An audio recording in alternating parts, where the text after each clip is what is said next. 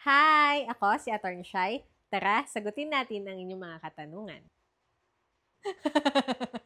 Bakit po ang mga abogado or mga attorney, bakit tinatanggap pa ang mga kaso kahit alam naman ng mga attorney mali or guilty naman? So ganito po yan. Kaming mga abogado ay tumatanggap ng kaso kahit na sa tingin namin, based sa mga documents or dun sa statement na binibigay sa amin, ay may possibility talaga na nagsisinungaling sa amin or may possibility talaga na guilty yung isang tao.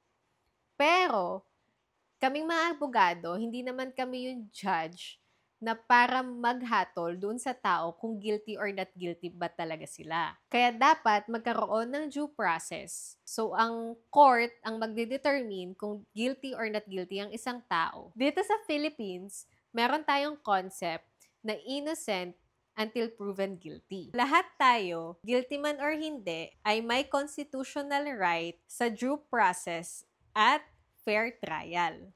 So, ang duty namin bilang abogado ay hindi para i-free yung guilty, but to make sure na yung prosecution ay mapuprove yung kaso beyond reasonable doubt. Kasi yun po ang required sa batas. Beyond reasonable doubt, ibig sabihin, talagang malakas yung ebidensya na walang kaduda-duda na yung taong iyon ang gumawa ng krimen.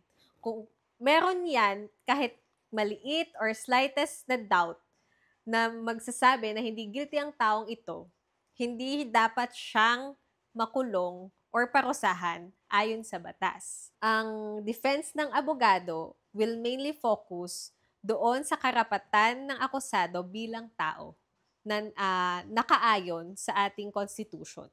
So, yun lamang po. Sana nasagot ko ang inyong katanungan. Again, this is Atty. Shai. Follow for more legal tips. Bye!